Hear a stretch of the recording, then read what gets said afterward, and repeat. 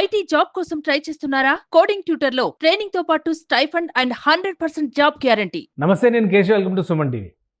హైదరాబాద్లో హైడ్రా చేపట్టినటువంటి action political డ్రామాగా turn అవుతుందని అందరూ అనుకున్నారు. కానీ ఇది లీగల్ ఆస్పెక్ట్లో ఒక కొత్త డైరెక్షన్ తీసుకుంది. అక్కినేని నాగార్జునకు సంబంధించిన ఎన్ కన్వెన్షన్ కూల్చివేత ఓవరాల్గా హైడ్రా యాక్టివిటీస్కి బ్రేక్ వేయబోతోందా? నాగార్జున తెచ్చిన స్టే ఆర్డర్ వలన ఎవరికి ప్రయోజనాలు కలగబోతున్నాయి? అసలు హైడ్రా అనుసరించినటువంటి విధానం విషయంలో ఎక్కడైనా డీవియేషన్స్ ఉన్నాయా? ఈ అంశంపైన ఇప్పుడు అందరూ చర్చిస్తున్నటువంటి పరిస్థితి. దీనిపైన హైకోర్టు అడ్వకేట్ నరేష్ సుంకర గారు ఉన్నారు. ఆయన విశ్లేషణను మనకు అందిస్తారు. నరేష్ గారు నమస్కారం. నమస్తే అండి. ఈ అంశం పైన 15-20 రోజుల నుంచి విస్తృతమైన చర్చ జరుగుతుంది. హైడ్రా యాక్టివిటీలోకి వచ్చిన వెంటనే రంగనాథ్ గారి ఆధ్వర్యంలో కూల్చివేతల పర్వం అనేది మొదలైంది. అరే ఏంటిది, అందరూ షాక్ అయ్యారు. చిన్న వాళ్ళకే అని అనుకున్నారు. ఇప్పుడు పెద్ద భవనాలు, పెద్ద వ్యక్తులకు సంబంధించినటువంటి ప్రాపర్టీస్ కూడా ఇల్లీగల్ అయితే యాక్షన్ మొదలైంది అనేటువంటి సంకేతం వచ్చింది. సడన్గా కోర్టు స్టే అనేటువంటి పదం వినిపించింది. అసలు ఏంటి ఈ స్టే? దేని మీద స్టే? హైడ్రా యాక్టివిటీస్ మీద కేవలం ఎన్ కన్వెన్షన్కి మాత్రమే సంబంధించినటువంటి స్టేనా? హైడ్రా మొదటగా మనం మాట్లాడుకోవాల్సింది అంటే, ఎవరైతే గనక అక్రమంగాలు చేసి అన్యాయంగా ఎఫ్టీఎల్ ల్యాండ్స్లోటి బఫర్ జోన్లోని చెరువుల్ని, కుంటల్ని, శిఖరం భూముల్ని ఆక్రమించి కట్టుకున్నారో వాళ్ళ గుండెల్లో మాత్రం రైళ్లు పరిగెడుతున్నాయని చెప్పడానికి ఇది ప్రత్యక్షమైన నిదర్శనం అండి. అయితే దీనికి సంబంధించి ఇంకొక విశిష్టత ఏంటి అని అంటే కనుక, జియో ఎంఎస్ నెంబర్ 99 డేటెడ్ 19/7/2024 ఒక జియో తీసుకుని వచ్చి ఒక 1 month క్రాస్ అయింది జస్ట్ జియో వచ్చి. ఓకే, హైడ్రా పని విధానం ఏ విధంగా ఉంటుంది, హైడ్రా ఏం చేయాలి, హైడ్రాకి నిధులు ఏ విధంగా సమకూర్చాలి, దాంట్లో పనిచేసే వ్యక్తుల యొక్క హోదా ఏ విధంగా ఉంటుంది అని చెప్పి ఆ జియో క్లియర్గా పొందుపరచడం జరిగింది. అయితే ఈ జియోకి అలంకరణగా ఎప్పుడైతే కనుక రంగనాథ్ గారిని దీనికి కమిషనర్ కింద నియమించారో అప్పుడు ప్రజల్లో ఈ యొక్క హైడ్రా అనేది తన సత్తా చూపించబోతుంది అని చెప్పి ఆశలు చిగురించినాయండి. అయితే ఈ హైడ్రా కంటే ముందుగా రంగనాథ్ గారి గురించి ఒక మాటలో చెప్పాలి అని అంటే కనుక, దీనికంటే ముందు ఆయన సాహితీ Infratech ventures India private limited అని ఒక 2000 మంది బాధితులతోటి ఒక 2500 కోట్ల స్కామ్ అనేది చేయడం జరిగిందండి. ఎగ్జాక్ట్లీ అండి. దానికి సంబంధించి కిందటి ప్రభుత్వంలో ఉన్న ఎంతోమంది నాయకులు, ఎమ్మెల్యేలు దాంట్లో ఉండటం జరిగింది. పాపం ఆ బాధితులు ఎన్నో రోజుల నుంచి కాలర్గేలాగా తిరుగుతున్నా కూడా ఎటువంటి ఒక పాజిటివ్ స్టెప్ ముందుకెళ్ళలేదు. కానీ ఎప్పుడైతే కనుక రంగనాథ్ గారు సిసిఎస్లో ఆ బాధ్యతలు చేపట్టిన తర్వాత ఈ యొక్క ఒక 2-3 సంవత్సరాల నుంచి కదలని కేసు పరిగెట్టడం మొదలుపెట్టిందండి. సో ఆ విధంగా కూడా నాకు మంచి పరిచయం ఉంది సార్ తోటి.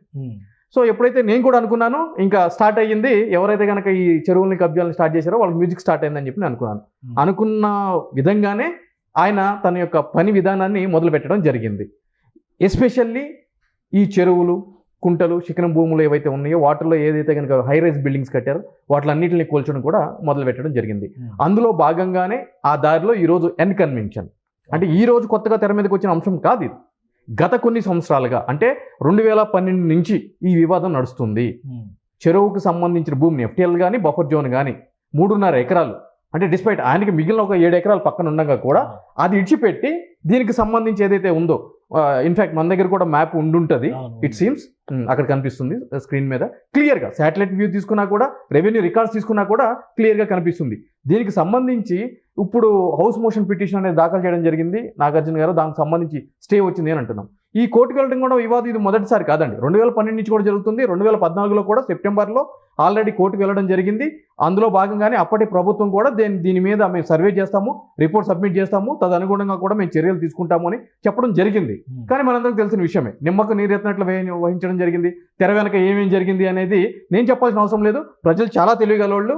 సో వాళ్ళకి తెలుసు ఏం జరిగింది అని చెప్పి. కానీ ఒకటంటే ఇందులో మేజర్ ఆపోజిషన్ అంటే ఇప్పుడు ఆ కంప్లైంట్ ఇచ్చినటువంటి జనం కోసం అనే సంస్థ ఏమో 100% ఇది ఆక్యుపేషన్ అని చెప్పి అన్నారు. లోక్ అదాలత్కి వెళ్ళాము, చాలా ప్రయత్నాలు చేసాము, బట్ సొల్యూషన్ రాలేదు, మధ్యలో మేనేజ్మెంట్ జరిగింది అన్నారు. అలాగే శాటిలైట్ ఇమేజెస్ చూస్తే కూడా అది బఫర్ జోన్ క్రాస్ అయింది, ఎఫ్టీఎల్ క్రాస్ అయింది, చాలా క్లియర్గా కనిపిస్తుంది ఇమేజెస్. నాగార్జున గారు ట్వీట్ చేశారు, 1 ఇంచ్ కూడా ఆక్యుపేషన్ లేదు, ప్రతిదీ కూడా పట్టా ల్యాండ్ తీసుకుని పక్కాగా ప్రైవేట్ ల్యాండ్లో మేము కట్టాము అంటున్నారు. ఇది ఎంతవరకు నిజం? ఇప్పుడు మీరు ఇంతకుముందు ప్లే చేసిన ఏదైతే కనుక మ్యాప్ ఉందో దాని కింద స్టాంప్స్ ఉన్నాయి, అథారిటీ సిగ్నేచర్స్ ఉన్నాయి, ఒక ప్రొసీడింగ్స్ కూడా ఉన్నాయి క్లియర్గా. అయితే ప్రజాస్వామ్యానికి ఉన్న గొప్పదనం ఏంటి అంటేనండి, మీరు చెప్పినా నేను చెప్పినా మన మాటలకు ఎటువంటి వ్యాలిడిటీ లేదండి.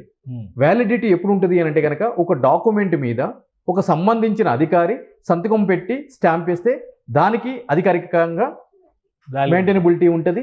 యాజ్ వెల్ ఒక కోర్టు ఏదైనా ఒక ఉత్తర్వులు ఇస్తే దానికి మెయింటైనబిలిటీ ఉంటుంది, వ్యాలిడిటీ ఉంటుంది. సో నేను నిజంగా ఇన్నోసెంట్ అయినా కూడా, నేను గొంతు చించుకుని బల్ల చర్చి కొట్టినా కూడా దానికి ఎటువంటి వ్యాలిడిటీ ఉండదు. సో అక్కడ క్లియర్గా కనిపిస్తుంది. ఆల్రెడీ దీని మీద కోర్టుకు వెళ్ళడం జరిగింది, కోర్టు కూడా అధికారులకు డైరెక్షన్ ఇవ్వడం జరిగింది. ఇప్పుడు ఆయన వేసిన పిటిషన్, ఆయన చెప్పిన మాట యాక్సెప్ట్ చేద్దాము, ఆయన వేసిన పిటిషన్ ఆధారంగా స్టే ఆర్డర్ వచ్చింది. సో ఈజ్ కరెక్ట్ అనుకోవచ్చా?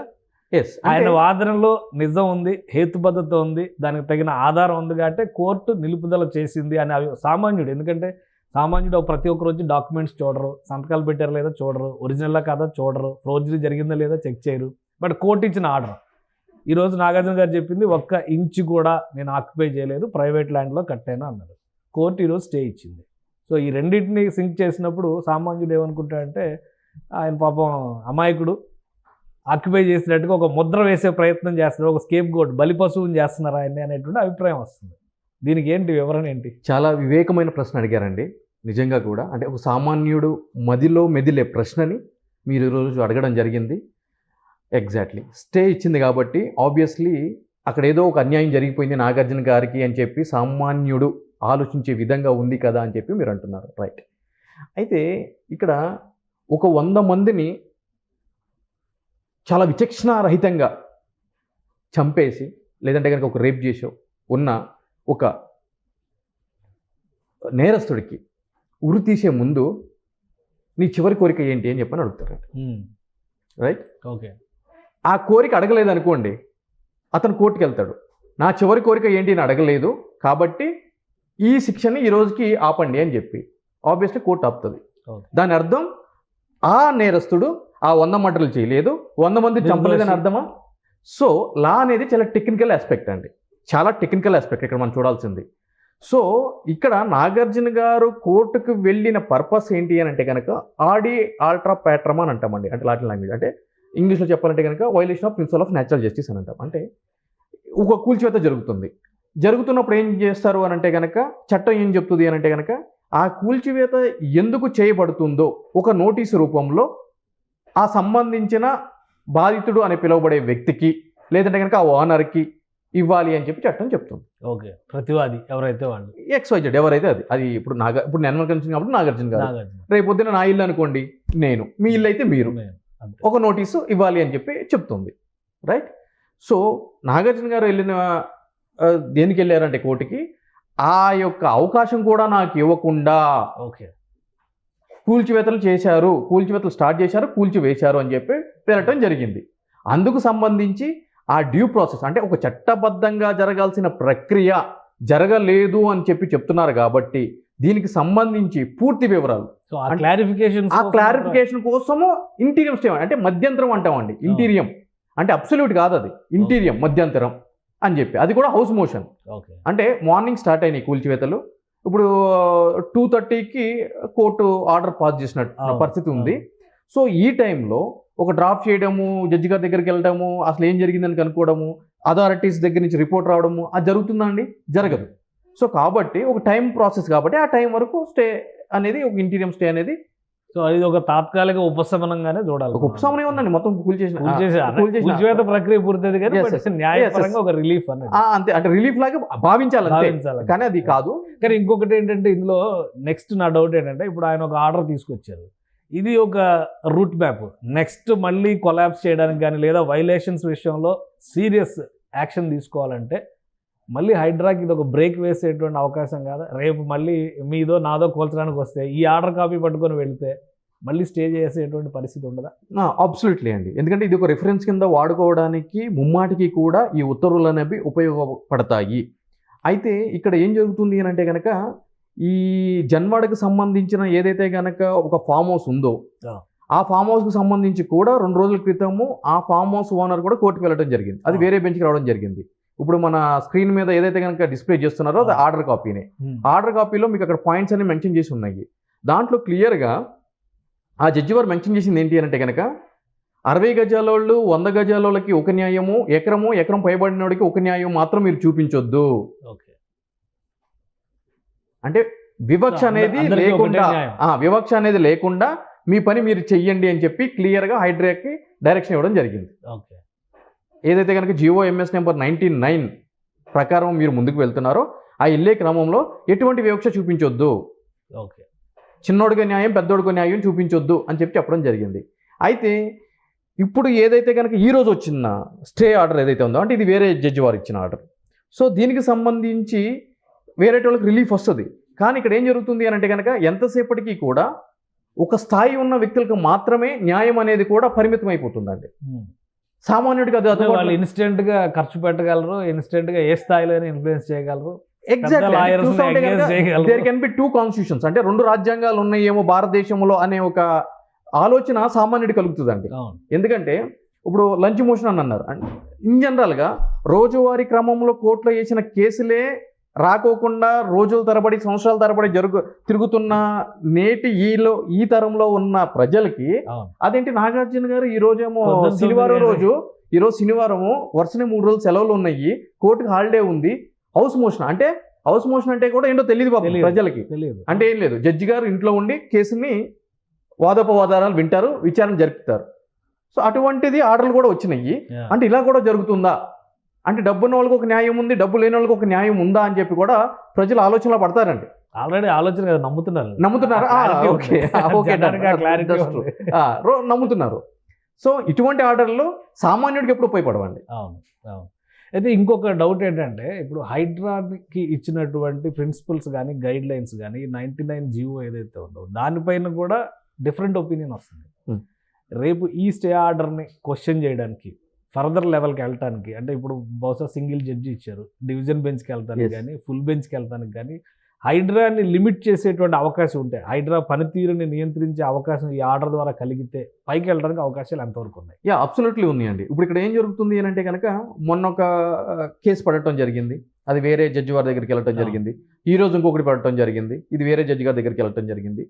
సో ఈ విధంగా ఇండివిజువల్గా చేసినప్పుడు ఇప్పుడు ఒక సమూహం అంటే బలమైన వేళ్ళు వేసుకుపోయి సమాజంలో పెద్ద వ్యక్తుల కింద చలామణి అయ్యే వ్యక్తులు ఏదైతే ఆక్రమణలు చేసి అన్యాయాలు చేసేటోళ్ళు ఉన్నారో, ఆబ్వియస్లీ ఇంతకుముందు మనం మాట్లాడుకున్నప్పుడు వాళ్ళకున్న డబ్బు బలంతో కానీ రాజకీయ బలంతో కానీ ఇతర పలుకుబడి బలంతో కానీ కలిసి ఈ GOMS నెంబర్ 99ని ఛాలెంజ్ చేసే అవకాశాలు పుష్కలంగా ఉన్నాయండి. ఇంకొక 2 డౌట్స్ ఉన్నాయి, ఎందుకంటే నెక్స్ట్ లిస్ట్ కొన్ని వస్తున్నాయి, మీడియాలో సర్క్యులేట్ అవుతున్నాయి. ఇప్పుడు ఆల్రెడీ మీరు జనవాడ ఫామ్ హౌస్ గురించి ప్రస్తావించి అసలు ఇష్యూ మొదలైంది అక్కడ. ఇప్పుడు కొన్ని యూనివర్సిటీల పేర్లు వస్తున్నాయి, వీళ్ళు బఫర్ జోన్లో కట్టారని వాటి ఫోటోలు వస్తున్నాయి, వాటికి సంబంధించిన రిపోర్ట్స్ బయటకు వస్తున్నాయి. ఈ సమూహం అంతా కలిస్తే హైడ్రా పరిస్థితి ఏంటి? అబ్సల్యూట్లీ అండి. అల్టిమేట్గా ప్రజాస్వామ్యంలో జ్యుడిషియరీ అంటే ఏదైనా సరే ఇప్పుడు 3 వ్యవస్థలు మనం ప్రధానంగా రాజ్యాంగ ప్రకారం మనం నిర్మించుకున్నామండి.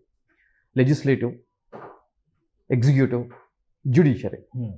చట్టాలు చేయాల్సిన బాధ్యత ఎమ్మెల్యేలు, ఎంపీలు, వీళ్ళు లెజిస్లేటివ్. దాన్ని ఇంప్లిమెంట్ చేయాల్సిన బాధ్యత ఎగ్జిక్యూటివ్, అంటే IASలు కానీ IPSలు కానీ, ఇప్పుడు రంగనాథ్ గారు IPS ఉన్నారు. సో అటువంటి వ్యక్తుల మీద.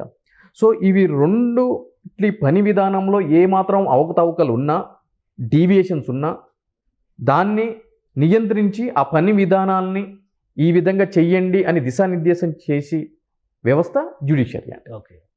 So obviously judiciary is the final authority. So ఈ GOMS నెంబర్ 99లో ఈ విధంగా నోటీసు లేకుండా కొట్టేస్తున్నారు, అసలు డాక్యుమెంట్ని చూడకుండా కొట్టేస్తున్నారు. ఇక్కడ ఇంకొక ప్రధానమైన విషయం ఏంటి అని అంటే కనుక సంబంధించిన అధికారులు పర్మిషన్లు ఇస్తేనే కదా మేము నిర్మాణాలు చేసింది. మరి అటువంటిప్పుడు వాళ్ళని ఏ విధంగా బాధ్యుల్ని చేయకుండా వచ్చి కొట్టేస్తే అది మేము ఎట్లా రెస్పాన్సిబుల్ అవుతాము? సో వీటిలన్నింటినీ కన్సిడర్ చేయాలి కదా, వీటిలన్నింటినీ పరిగణలోకి తీసుకోవాలి కదా. ఇవన్నీ తీసుకోకుండా తెల్లవారుజామున 5 గంటలకి, అర్ధరాత్రి 12 గంటలకి ఈ విధంగా చేస్తే ఆర్టికల్ 300Aలో రైట్ టు ప్రాపర్టీ, అది ఒక హక్కు కింద ఉంది. సో ఇటువంటి హక్కుకు ఉల్లంఘన జరుగుతుంది అని చెప్పి కోర్టుకి వెళ్తే ఆబ్వియస్లీ ఈ GOMS నెంబర్ 99 మీద నీడలు కమ్ముకునే అవకాశాలు పుష్కలంగా ఉన్నాయండి. అంటే ఒకవేళ అలాంటి పరిస్థితి వస్తే ఏంటి, ఇది నెల రోజులు పురుడు పోసుకొని హైడ్రా ఇప్పుడు కొంతమందిలో, ఎందుకంటే సోషల్ మీడియాలో జరుగుతున్న డిస్కషన్స్, డిబేట్స్ చూస్తే మొత్తానికి ఎక్కడో దగ్గర మొదలైంది అనేటువంటి సదభిప్రాయమే ఉంది. నెగిటివ్ అయితే లేదు. ప్లస్ పర్యావరణం మీద ఈ మధ్య కాలంలో ఎక్కువ చర్చ జరుగుతుంది కాబట్టి ఇది ఒక హోప్. హైదరాబాద్లో 400 చెరువులు ఉండే, ఇప్పుడు 150 మిగిలి 140 మిగిలి అంటున్నారు. సో మిగతా వాటినన్నా కాపాడుకునేటువంటి ఒక ప్రక్రియ మొదలవుతుంది అనుకోండి. ఎలా దీన్ని ప్రొటెక్ట్ చేసుకోవడం, ఎలా ఇప్పుడు హైడ్రా ముందర కానీ ప్రభుత్వం ముందర కానీ ఉన్నటువంటి మార్గాలు ఏంటి? హైడ్రా చాలా మంచి కాన్సెప్ట్. అంటే అది పురుడు పోసుకున్న విధి విధానాలు ఏవైతే ఉన్నాయో అవి ముమ్మాటికి కూడా కొన్ని సంవత్సరాల నుంచి ఏ ప్రభుత్వాలు చేయలేనటువంటి పనిని ఈ ప్రభుత్వం చేయడం మొదలుపెట్టింది. అందులో భాగంగానే ఆఫీసర్ని అపాయింట్ చేయడం కానీ, ముందుకు వెళ్ళటం కానీ. అందరూ అంతకుముందు ఏమనుకునే వాళ్ళు అంటే వీళ్ళు దూకుడంతా కూడా ఏదో చిన్న వాళ్ళ మీద, మిడిల్ క్లాస్ వాళ్ళ మీద, వీళ్ళ మీద జరుపుతారు అని చెప్పని అన్నారు. ఈ రోజు మనం ఇన్సిడెంట్ చూసుకున్నట్లయితే కనుక దానికి క్లారిటీ వచ్చేసింది వాళ్ళకి. వీళ్ళు కదా, ఎవరు దొరికితే వాళ్ళని కూడా, అంటే ఎవరు విల్లంగా చేస్తే వాళ్ళని కొడతారు అని చెప్పని ఈ విధంగా ఉంది. మరి రేపు పొద్దున్న కోర్టుకు వెళ్ళి ఈ విధంగా ఏదైనా చేయిస్తే ఏంటి పరిస్థితి అని అన్నప్పుడు ఇక్కడ కోర్టు కూడా మీరు అబ్సల్యూట్లీ GOMS నెంబర్ 9 అంటే GOMS 99 ఏదైతే ఉందో దాన్ని సెట్ అసైడ్, అంటే పూర్తిగా తీసేయండి అని చెప్తుంది అని చెప్పి నేను చెప్పట్లేదు. కొన్ని విధి విధానాల్లో మార్పు చేర్పులు, కొంత మినహాయింపులు అంటే ఏం లేదు. లైక్ కొట్టాలి అని అనుకున్నప్పుడు మీరు ముందస్తు ఇన్ఫర్మేషన్, 30 గజాలు ఆక్రమించడం కొట్టేయండి, 3 ఎకరాలు ఆక్రమించడం వదిలేయండి అని చెప్తుందా చట్టం? అట్లా చెప్పదు. చట్టం ఎప్పుడు కూడా అందరికీ సమానమే అని చెప్తుంది. కాకపోతే ఏం చెప్తుంది అని అంటే కనుక నోటీసులు ఇవ్వండి, వాళ్ళు ఏ విధంగా ఉల్లంఘన చేశారో ఆ క్రమాన్ని వాళ్ళకి వివరించండి, చట్ట ప్రకారం ముందుకు వెళ్ళండి అని చెప్తుందే తప్ప వదిలేసేయండి అట్లా చేస్తారు, 3 ఎకరాలు అది మామూలు విషయం, అది 100 కోట్ల ప్రాపర్టీ ఎట్లా కొడతారు, 1500 ప్రాపర్టీ కొడతారని చెప్పి కోర్టు ఎప్పుడు చెప్పదు. ఇన్ఫ్యాక్ట్ మీకు ఆ ఆర్డర్లో కూడా క్లియర్గా మెన్షన్ చేయడం జరిగింది కోర్టు. అంతకుముందు బెంచ్ మీద జనవాడ ఫామ్ హౌస్ గురించి వెళ్ళినప్పుడు GOMS నెంబర్ 99 ప్రకారం మీరు ముందుకు వెళ్ళండి, కాకపోతే ప్రొసీజర్ ఫాలో కండి, అతనికి సంబంధించిన డాక్యుమెంట్ ఏదైతే ఉందో, పర్మిషన్స్ ఉన్నాయి, అధికారులు ఇచ్చారని అంటున్నారు కదా, అవి తీసుకోండి, వాటిని తరోగా పరిశీలించండి, దాని తర్వాత నోటీస్ ఇచ్చి మీ పని మీరు చేసుకోండి. కానీ ఇవన్నీ జరిగేసరికి పుణ్యకాలం గడిచిపోతుంది.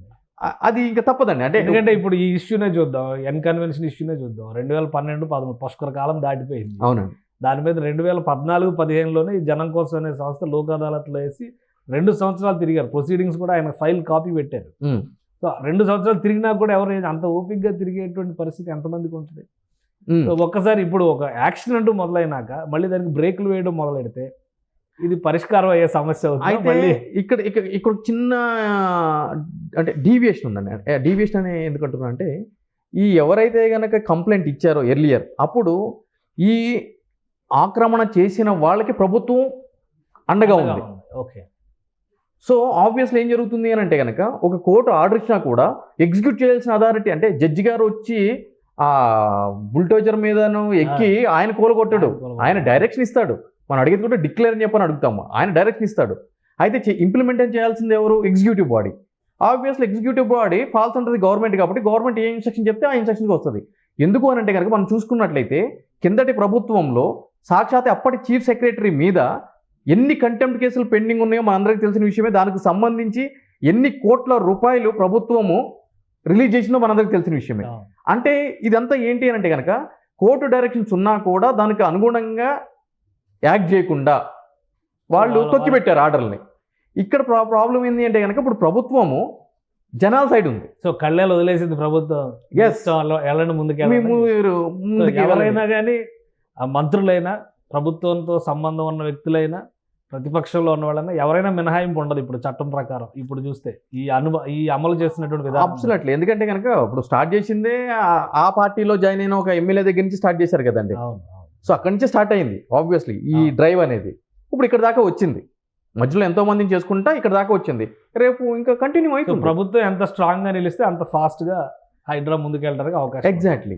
అయితే ఇక్కడ ఇంకొక విషయం మనం ప్రధానంగా చర్చించాల్సిన విషయం ఏంటి అంటే కనుక ప్రభుత్వం ఎక్కడా కూడా వెనక్కి తగ్గకుండా, ఎటువంటి ఒత్తిళ్ళకి వెనక్కిపోకుండా, ఇటువంటి ఆఫీసర్ని అలానే ఏదైతే కనుక ఫ్రీ హ్యాండ్ ఇచ్చారో అలానే ఇస్తే చాలా అద్భుతంగా ఉంటుంది.